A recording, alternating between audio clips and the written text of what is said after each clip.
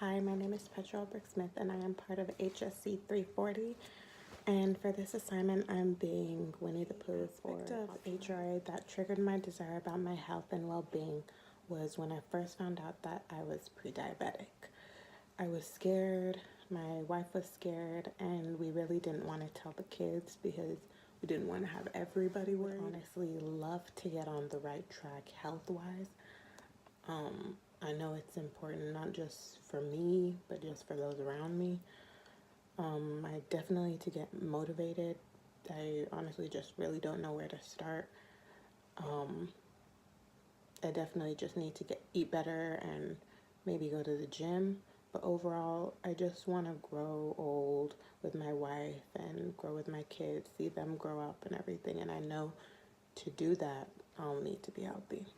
Morning, Pooh. It's so nice to have you and have a seat. First of all, I just wanted to let you know that I really, really admire the love that you have for your wife and for your 4 kids. A lot of times, when people think of situations that they're going through, whether it be, health, work, school, all of those types of things, we tend to think about more of, the me, how this is affecting me, what this is going to do with my life, all of that we actually forget to think about all of the other things that take place and everything else that's affected, like our family, our friends, what activities we have going on, our hobbies, all of that, because we're so involved in us and whatnot that we sort of just forget everything else going on. So again, I really do appreciate that you're so understanding and so open to making a change mainly for your family, because from how it sounded, it sounds like you're really making this change because you want better for your family, you love your wife, you love your kids. So that's all really beautiful. So based on what you're saying, it seems like you're obviously really stressed. You have work, you have the kids, you have your wife, and, entertaining and all of that. I understand how crazy it can get. And you, like many others, turn to food as a coping mechanism. I'm guilty of it. I'm sure everybody's guilty of it.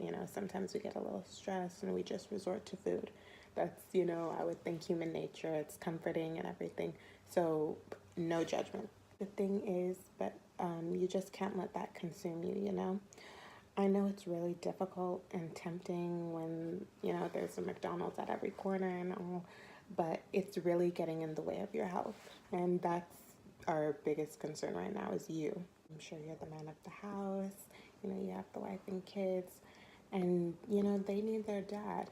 And the only thing getting in the way of that is how you take care of you. I can definitely relate because my family went through something similar when I was in high school. My dad was a pre-diabetic, and it was really concerning for us just because, he has to make all these health changes, lifestyle changes, and it's not even just an effect on you, the individual, but it's also an effect on your family. So I definitely can understand where you're coming from in your concerns and your fears for your kids. You don't want them to be scared and whatnot. But at this point, like I said, it's really that time where we need to focus on you and strive towards what's going to make you a better person physically and mentally. So just based on how you've been talking, it seems like you're in the what we would consider the contemplation stage of the trans-theoretical model of behavioral change. Have you heard of it? So based on how you're talking, it seems like you're thinking about the change. You're not exactly ready. I understand you have your reservations, but I really want to get you into the preparation stage and the action stage. Preparation stage is more of you actually planning how you're about to go about this change. I can definitely help you. We can make a list together of the pros and cons. We can look at the pros of changing your behavior, the cons of changing your behavior, the pros of not changing your behavior, and the cons of not changing your behavior as well, just so that we can sort of both look at all of the effects of what you're doing now affects your present and future state and the people around you, and how, maybe if you were to change, how it would affect your future as well. Seems like changing your lifestyle is really important to you, and I can tell that you really have the confidence to move on, and you do seem ready. It does seem like you want to persevere and move towards your goals and accomplish all of that and really make that life change. One thing that I do let all of my clients know is about the concept of self-efficacy. Now, self-efficacy is when, we set goals for ourselves that are more achievable. And when we do set ourselves towards goals that are more achievable, it sort of builds up our own confidence so that we know that it's possible for change and it's possible to move forward with our actions.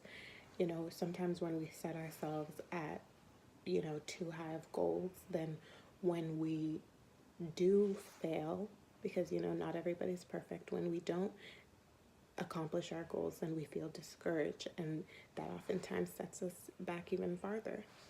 So I am going to, based on what you were saying, I'm going to give you a SMART goal, and SMART goals are, achievable, they're specific and realistic.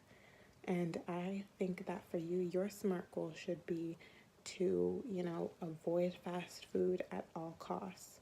Avoid fast food, period.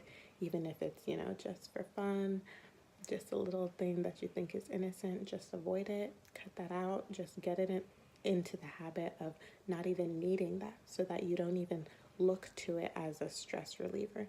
And, instead, maybe you could even, take a run and relieve stress in that way. Go to the gym, relieve stress that way. Just get out, be active, But definitely, SMART goal for you is to stay away from fast food. I think that is definitely something that's achievable. I know that with how passionate you are about what you want to change, it's definitely possible.